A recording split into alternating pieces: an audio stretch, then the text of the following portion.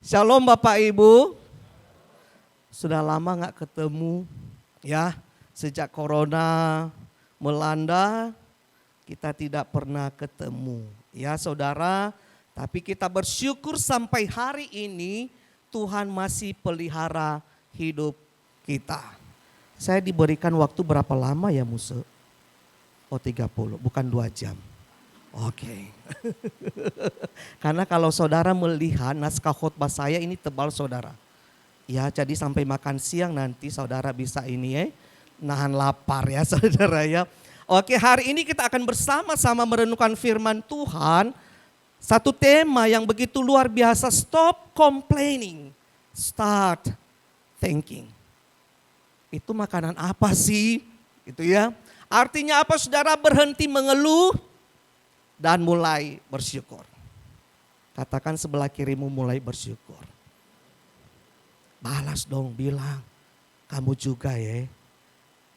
Saudaraku yang dikasihi Tuhan, kita akan bersama-sama merenungkan firman Tuhan dari 1 Tesalonika pasal 5 ayat yang ke-16 sampai dengan ayat yang ke-18. Apakah suara saya cukup jelas? Oke. Kita membacanya secara bersama-sama 1, 2, ya. Bersukacitalah senantiasa, tetaplah berdoa, mengucap syukur dalam segala hal.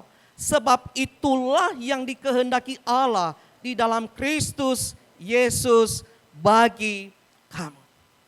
Bapak Ibu yang dikasihi Tuhan, pada umumnya manusia lebih gampang mengeluh daripada bersyukur. Betul apa betul? Tidak terkecuali dengan kita yang duduk ikut ibadah pada hari ini. Kita lebih gampang mengeluh daripada bersyukur. Saya kasih contoh saudara. Kita seringkali mengeluh tentang makanan yang dihidangkan oleh istri di meja makan. Betul apa betul? Tempe lagi. Tahu lagi. Itu ya. Apalagi saudara, kita suka kali mengeluh tentang proses belajar, mengajar atau kuliah kita yang kita jalani ini khusus bagi mahasiswa. Tugas lagi. Itu ya. Ujian lagi. Antara orang tua dengan anak, orang tua mengeluh dengan anaknya. Anak saya ini luar biasa bandelnya. Saya nyesel melahirkan kamu. Ada yang pernah mengatakan seperti itu kepada anaknya? Anak juga tidak kalah mengeluh dengan orang tuanya. Orang tua ini cerewet sekali. Suka ngatur hidup gua. Saudaraku yang dikasihi Tuhan, kita juga sebagai staf, sebagai karyawan, kita mengeluh tentang apa? Pekerjaan kita. Kita mengeluh tentang usaha kita. Kita juga mengeluh tentang pasangan kita yang di rumah. Bahkan kita juga mengeluh dengan cuaca yang saat ini tidak menentu. Kalau hujan, kita sering bilang, kapanlah panasnya, kayak gitu ya. Kalau udah dikasih kemarau, sering kali ngomong apa? Aduh panas pisan. Kapan hujannya? Saudara, mungkin Tuhan itu bingung melihat kita saudara. Dikasih hujan ngeluh, dikasih kemarau ngeluh. Saudaraku yang dikasih oleh Tuhan kita Yesus Kristus, tetapi kebenaran firman Tuhan hari ini saudara, bahwa Allah memanggil saya dan saudara bukan untuk hidup di dalam mengeluh. Tapi Allah memanggil saya dan saudara untuk hidup di dalam ucapan syukur. Ini kebenaran firman Tuhan yang mesti saya dan saudara sebagai jemaat GFCC Palembang saat ini. Harus diingat bahwa Allah memanggil saya dan saudara untuk hidup bersyukur. Ketika saya pelajari saudara dari ayat yang ke-18 itu. Di situ dikatakan, saya bacakan saudara, mengucap syukurlah dalam segala hal. Sebab itulah yang dikehendaki. Apa saudara? Dikehendaki Allah di dalam Kristus Yesus bagi kamu. Saudara, kata dikehendaki ini saudara memiliki arti yaitu sebuah keinginan yang kuat. Kata dikehendaki ini saudara menunjukkan satu kerinduan Allah yang begitu dalam. Yang sangat dia harapkan, yang sangat dia dambakan bagi umatnya yang sudah mengalami kasih dan kebaikan Tuhan di dalam seluruh kehidupan dia. Sehingga ketika kita mempelajari firman Tuhan ini, maka dapat dipahami bahwa ucapan syukur itu bukan lagi sesuatu pilihan kita. Kalau saya suka, saya akan bersyukur. Kalau saya tidak suka, saya tidak bersyukur. Kalau semuanya jalan seperti jalan tol, semuanya lancar, maka saya berkata sia-sia Tuhan. Tapi kalau enggak, saya tidak mudah mengucap syukur. Tapi firman Tuhan hari ini jelas sekali saudara bahwa ucapan syukur itu bukan lagi sebuah pilihan kita. Melainkan sebuah gaya hidup. Bagi orang-orang, bagi saya dan saudara yang sudah mengalami kasih dan kebaikan Tuhan dalam hidup kita. Itulah sebabnya dikatakan yang dikehendaki Allah di dalam siapa saudara? Di dalam Kristus Yesus bagi kamu. Alasan Tuhan menghendaki kita untuk bersyukur adalah karya Kristus. Kasih Kristus yang telah dia berikan bagi saya dan bagi saudara sebagai orang yang dulunya berdosa menjadi umat pilihannya. Ada amin saudara? Menjadi pertanyaan bagi saya dan saudara saat ini adalah bagaimana membangun kehidupan yang dipenuhi ucapan syukur? Bagaimana saya dan saudara bisa membangun kehidupan yang dipenuhi dengan ucapan syukur. Melalui kebenaran firman Tuhan hari ini saudara kita merenungkan dua hal saja saudara. Semua orang menghela nafas. Oh cukup 2 poin saja. Yang pertama. Hati yang selalu mengingat kebaikan Tuhan. Bagaimana supaya kita bersyukur senantiasa kepada Tuhan? Kita baca bersama-sama yuk 1-2 ya. Hati yang selalu mengingat kebaikan Tuhan. Bapak Ibu yang dikasihi Tuhan, pada tahun 2011 ada satu kisah yang luar biasa menarik perhatian dunia. Yaitu ada seorang kakek yang bernama João Pereira. Siapa dia saudara? Dia adalah seorang kakek berkebangsaan Brazil. Pada suatu kali saudara ia menemukan seekor pinguin. Tahu pinguin saudara ya? Tahu ya pinguin ya? Pinguin itu ada di tepi pantai saudara. Tubuh pinguin yang dia temukan ini saudara sangat kurus. Sakit dan penuh dengan minyak. Saudara, João Pereira ini merawat pinguin ini luar biasa saudara. Sehingga pinguin yang tadinya sakit, yang tadinya penuh minyak, sehat kembali. Dan akhirnya dilepas ke habitatnya. Tetapi luar biasa saudara, ketika pinguin ini dilepas ke habitatnya, pada suatu kali saudara, João Pereira ini sangat kaget. Karena apa? Pinguin yang dulunya dia selamatkan ada di tepi pantai itu juga. Ternyata saudara, pinguin ini setelah dilepas dia kembali lagi. Dia kembali lagi mencari orang yang sudah menyelamatkannya. Siapa yang bisa menebak kira-kira berapa kilometer dia berenang untuk menemui João Pereira? Ada yang tahu? Dapat silver coin nanti. Sponsor dari Maria. Ada yang tahu saudara? 8.000 kilometer. Ada yang pernah berenang 8.000 kilometer? Kate Tuhan tahu. Kalau ada itu berarti dia manusia yang luar biasa. Pinguin ini saudara rela berenang 8.000 kilometer demi bertemu dengan Joao Pereira. Seorang kakek yang dulunya berbuat baik kepada dia. Satu hal yang saya dan saudara ingat sebagai anak-anak Tuhan. Dari kisah ini, seekor pinguin pun, seekor binatang pun, seekor hewan pun tidak akan pernah melupakan kebaikan orang yang telah menyelamatkannya. Seharusnya kita pun seperti itu saudara. Seseorang pernah berkata seperti ini. Gratitude is a sign of a noble heart.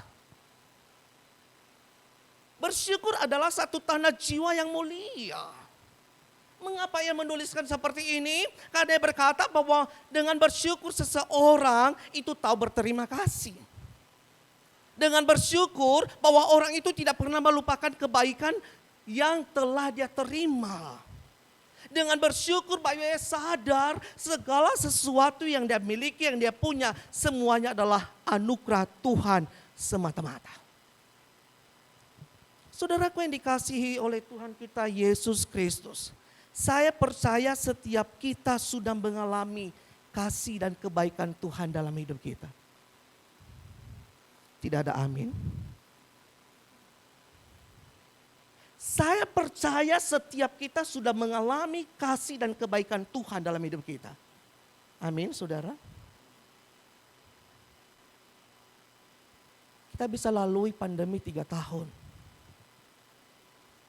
Kalau bukan karena kebaikan Tuhan, kita juga udah gak bisa hidup sampai saat ini. Betul? Siapa yang pernah jadi alumni COVID? Pernah? Enak di isoman, saudara bisa hidup, saudara bisa lewat. Itu karena anugerah Tuhan. Itu karena kebaikan Tuhan. Jadi setiap kita pernah mengalami kebaikan Tuhan. Pagi ini saja saudara, saudara bisa bangun dari tempat tidur saudara. Itu karena kebaikan Tuhan. Saudara dan saya bisa bernafas sampai saat ini itu karena kebaikan Tuhan. Saudara dan saya bisa melihat secara jelas itu karena kebaikan Tuhan. Saudara dan saya bisa sampai gereja saat ini itu karena kebaikan Tuhan. Segala sesuatu yang bisa kita nikmati saat ini semuanya karena kasih dan kebaikan Tuhan. Saudara bisa berumah tangga, saudara bisa berusaha, saudara bisa dapat untung yang banyak, itu semua karena kebaikan Tuhan. Saudara bisa sembuh, itu karena anugerah Tuhan, itu karena kebaikan Tuhan. Dan terlebih ya saudara, ada satu hal yang luar biasa, bahwa karya Tuhan yang telah dia berikan bagi kita di dalam Kristus Yesus, yaitu anugerah keselamatan. Seharusnya saudara pada waktu saya dan saudara mengingat segala kebaikan Tuhan, kita berkata, Tuhan aku bersyukur kepada Engkau. Tuhan aku berterima kasih kepada Engkau. Tuhan aku memuji Engkau. Karena Engkau Tuhan yang begitu baik di dalam hidup saya. Tetapi ironisnya saudara, sangat menyedihkan. Banyak orang Kristen yang mengaku percaya Yesus, yang mengaku jemaat Tuhan. Sudah mengalami kasih Tuhan, sudah mengalami kebaikan Tuhan, sudah mengalami pertolongan Tuhan, namun lupa untuk bersyukur. Adakah itu di antara kita saat ini?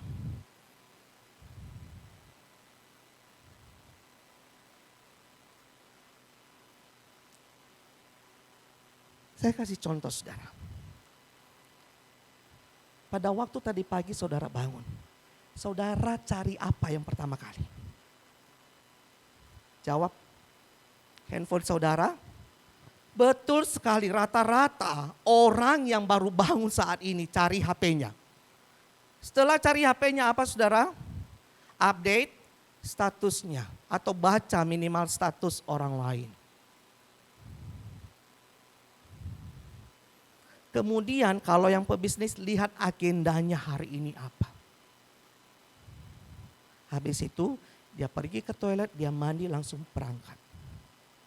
Kapan bersyukurnya?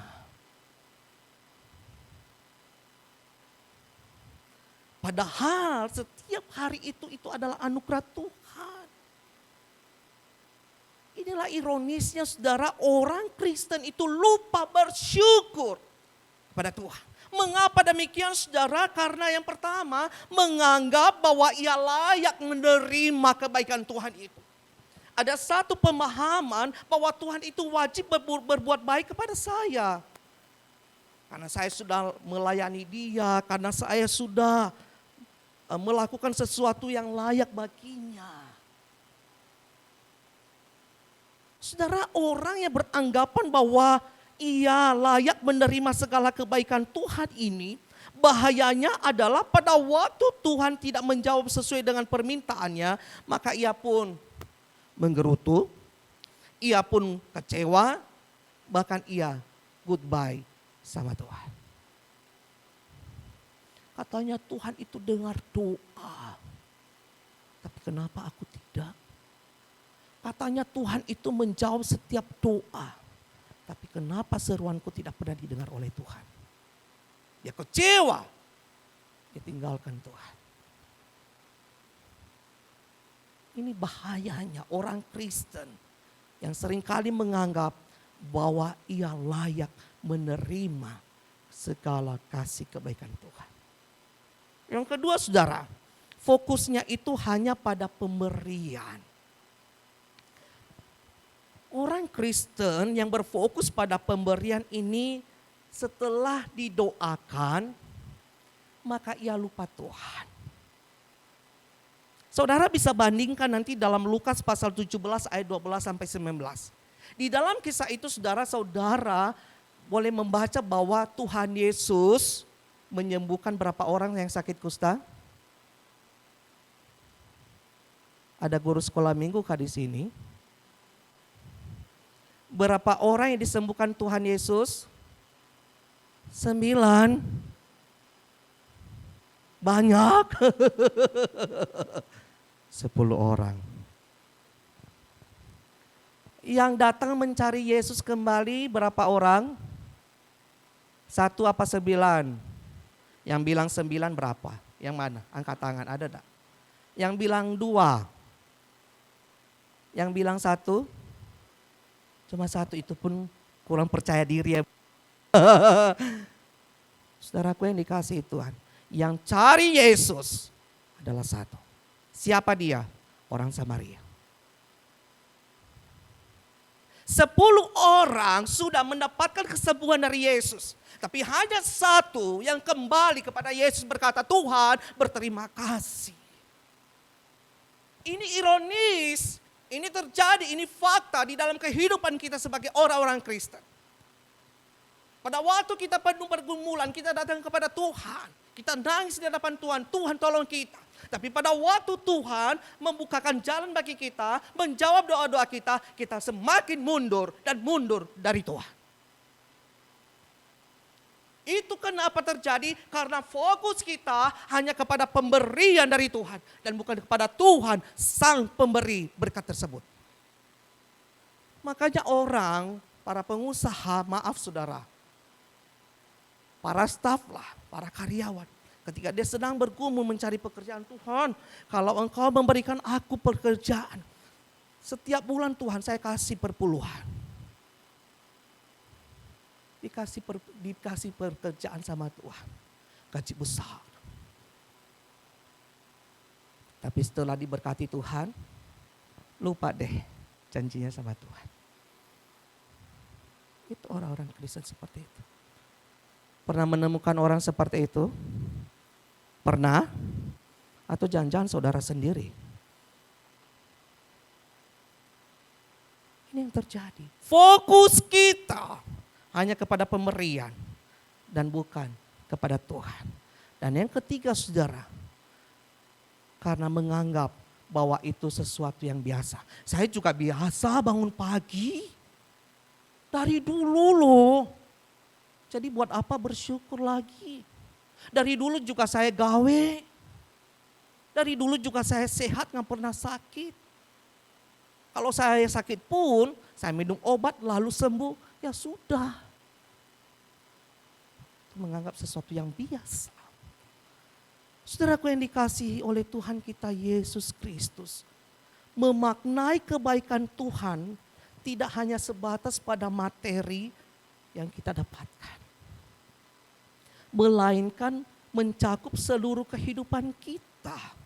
Baik itu keluarga kita, nafas hidup kita, kesehatan kita, damai sejahtera, sukacita, dan terlebih keselamatan kita. Oleh sebab itu saudara, hari ini Tuhan mengajarkan saya dan saudara untuk kita bersyukur. Melalui apa? Ingat kebaikan Tuhan. Siapa di sini yang sudah mengalami kasih kebaikan Tuhan dalam hidupnya? Tidak ada yang angkat tangan, hanya sebagian.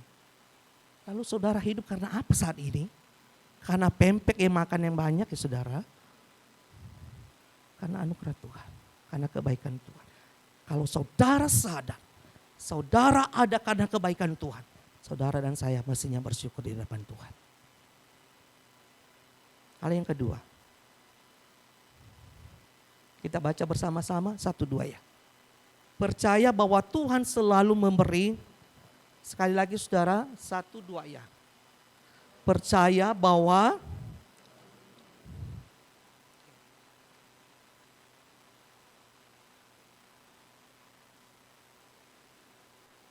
saudaraku yang dikasihi Tuhan, satu kebenaran yang mesti saya dan saudara ingat baik-baik sebagai orang Kristen. Allah selalu memberi yang terbaik. Allah selalu memberi yang terbaik.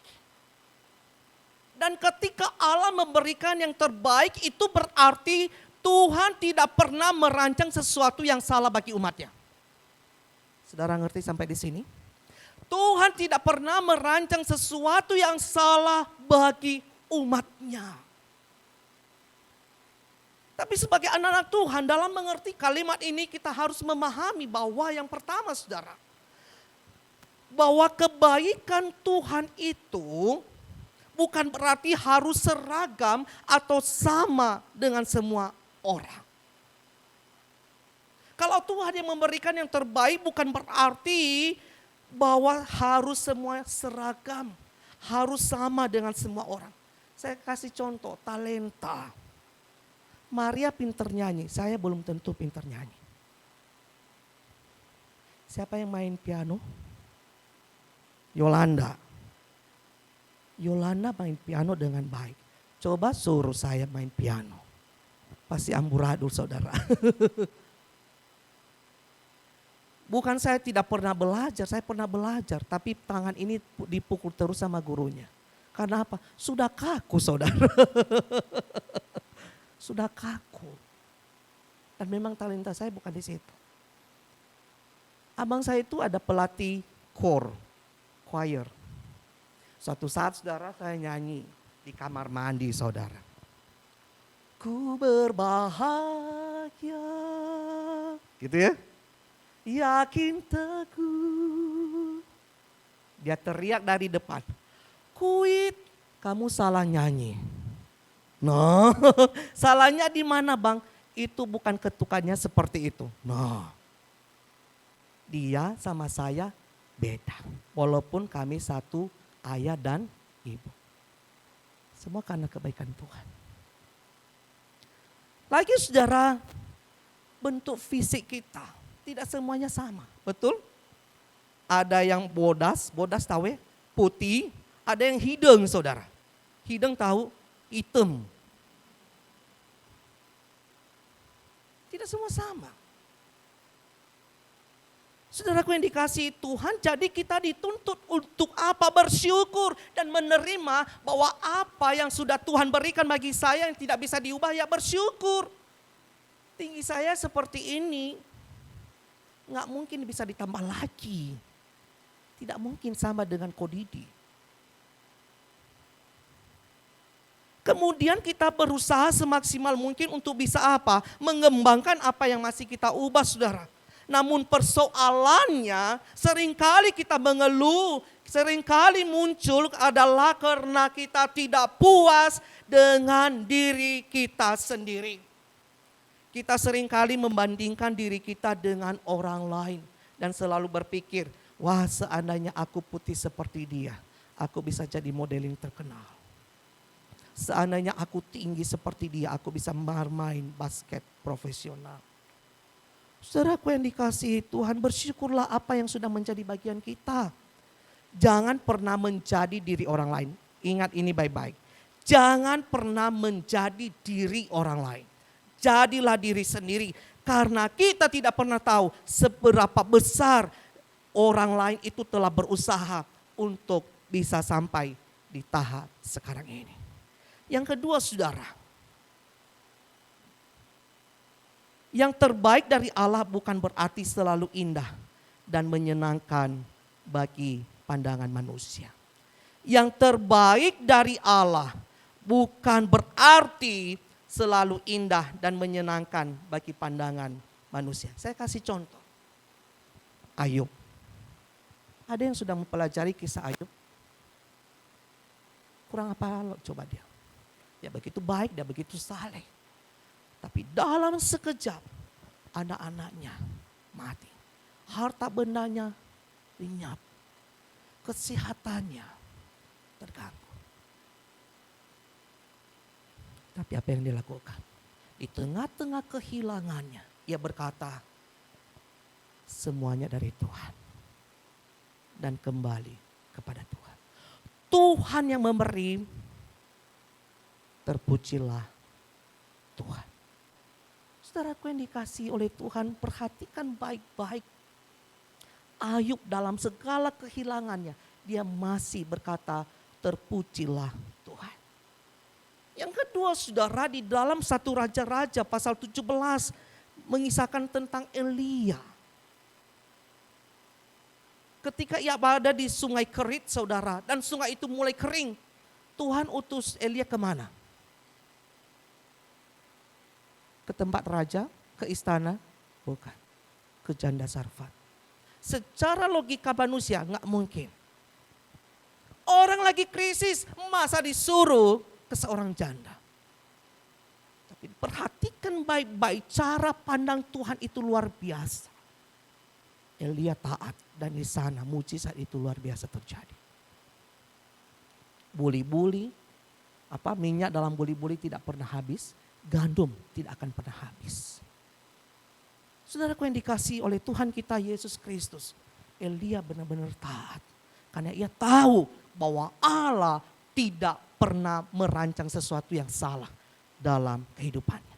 Apa yang dibutuhkan di sini saudara? Yang dibutuhkan di sini adalah hati yang sungguh-sungguh mengimani bahwa segala rencana Tuhan itu adalah rencana damai sejahtera. Faith is beyond of our sight. Iman melampaui apa yang terlihat di depan mata. Ayub kehilangan segala sesuatunya. Ia kehilangan kesehatannya, ia kehilangan anak-anaknya, ia kehilangan hartanya. Tapi ia berkata, aku memuji Tuhan. Ayub menghadapi kekeringan. Dia diutus ke seorang janda. Secara manusia itu sesuatu yang mustahil. Tetapi ia melihat bahwa ada Tuhan yang bekerja. Di dalam kekeringan pun Tuhan pasti siapkan air baginya dan ke segala kebutuhan. Saudaraku yang dikasihi oleh Tuhan kita Yesus Kristus. Jadi meskipun di depan mata itu seperti jalan yang terjal. Pergumulan kehidupan kita yang begitu rumit. Mungkin sakit penyakit kita. Usaha kita yang sulit. Tetapi dengan mata iman kita selalu melihat di balik semuanya itu. Di balik pergumulan kita, di balik air mata kita, di balik masalah yang kita hadapi. Kita melihat, kita percaya bahwa ada Tuhan yang menyertai. Ada Tuhan yang membawa damai. Ada Tuhan yang selalu memberikan jalan dan membukakan jalan untuk bisa terus maju dan terus maju. Saudaraku yang dikasihi Tuhan, inilah kebaikan Tuhan dalam hidup kita. Jadi saudara, iman yang teguh di dalam Tuhan mendatangkan kelegaan dan membawa kita untuk semakin bersyukur kepada Dia.